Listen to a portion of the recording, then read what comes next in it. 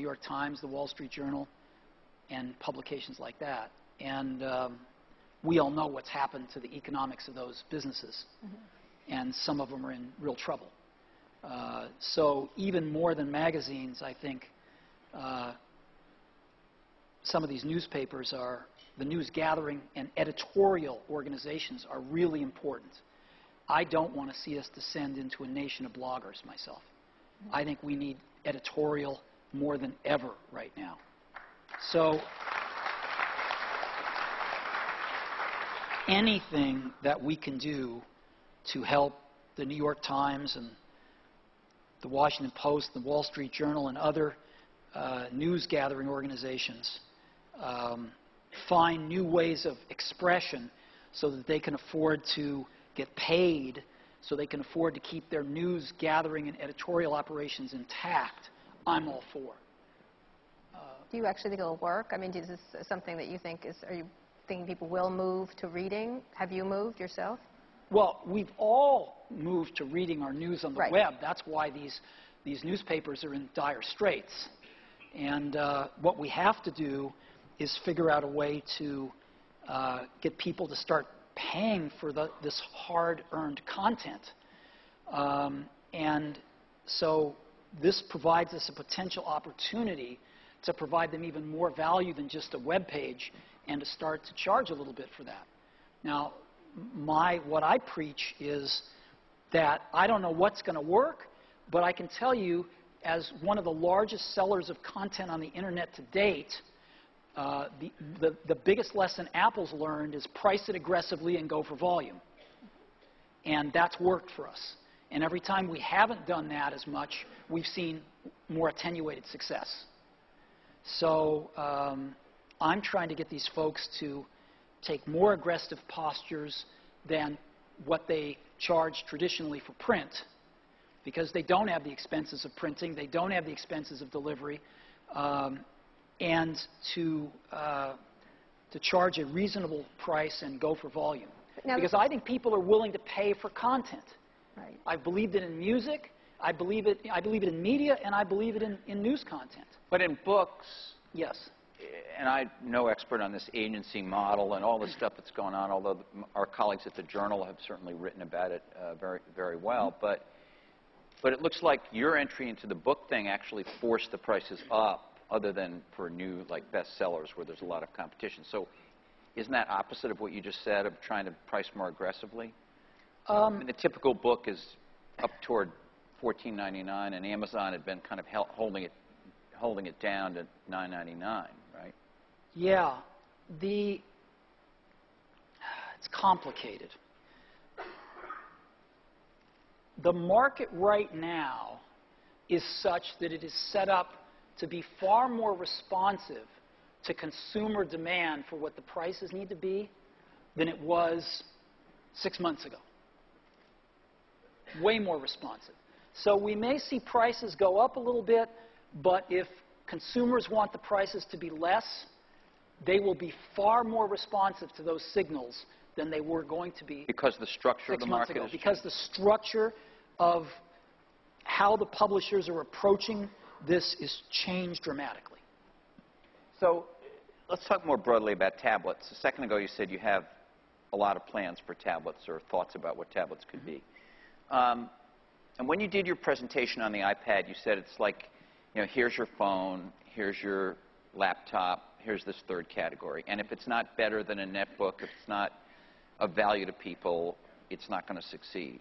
And, you know, in my own review, I was, you know, I liked it. I was favorable. I said it had a chance to really change things. But I also said people have to feel like it's not an extra thing to carry. They have to feel like it's enough of the time going to replace enough of the things they do on their laptop, not necessarily 100%.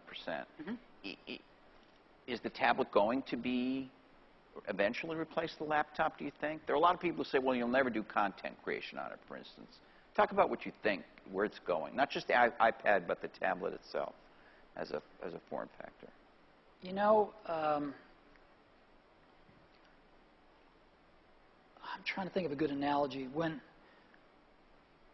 we were an agrarian nation, all cars were trucks. because that's what you needed on the farm.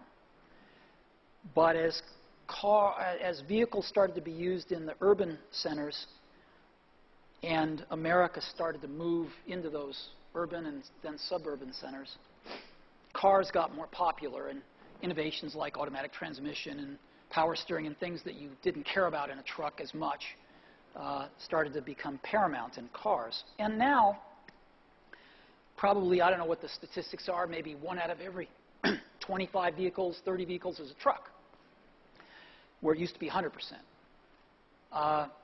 PCs are going to be like trucks. They're still going to be around.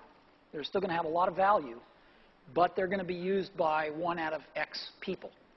And when you say PC, just so I'm clear, it's not PC versus Mac. You mean I mean personal computers, and you're including laptops and desktops. Yeah. Okay.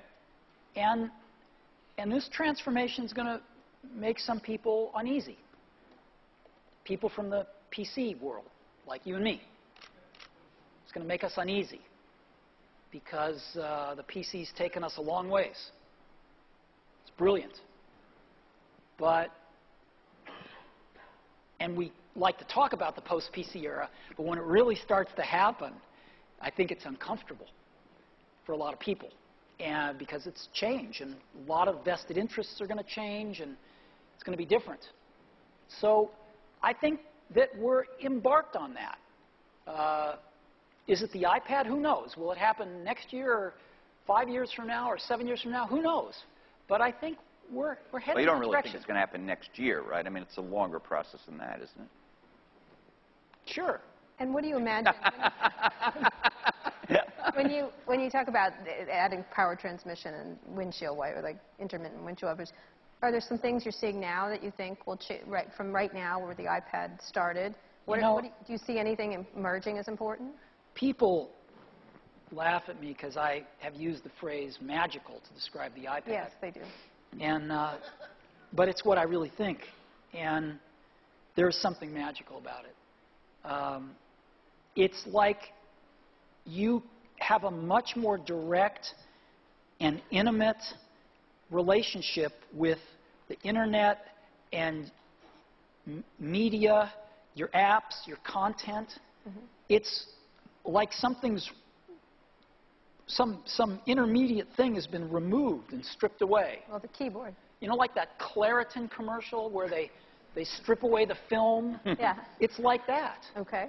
And it's, is it the direct action? Is it the fact that you can move it all around? Is it the fact that you have no cables and 10-hour battery life? I don't know. It's all these things plus other things which I don't understand yet. But there's something about it that's magical. And I think we are just scratching the surface on the kind of apps we can build for it. Mm-hmm. I think one can create a lot of content on a tablet. Can we talk about that for a second? Sure. Now you shipped it, coincidentally, or the day you shipped it, you also announced iWork redone for touch. Sure. $10 a piece. Those are content creation. They are. At least editing, but that you can create from scratch there.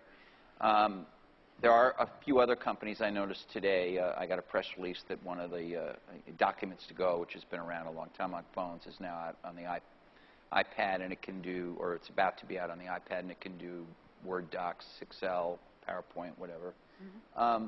But there are a lot of people who don't believe that this class of devices, because of the typing and all that, is right for content creation. You obviously seem to disagree, and I'd just love for you to talk about that a little bit.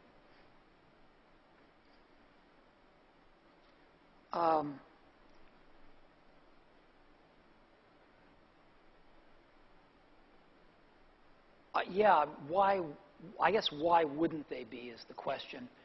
You could say, when I'm going to write that 35-page analyst report, I want to use my Bluetooth keyboard. But that's 1% of the time I'm using it. So I still get the benefits the other 99% of the time. If you would say, well, the software is not powerful enough, that's just a matter of time. So it can't be that the software is not powerful enough, because that can get fixed over time.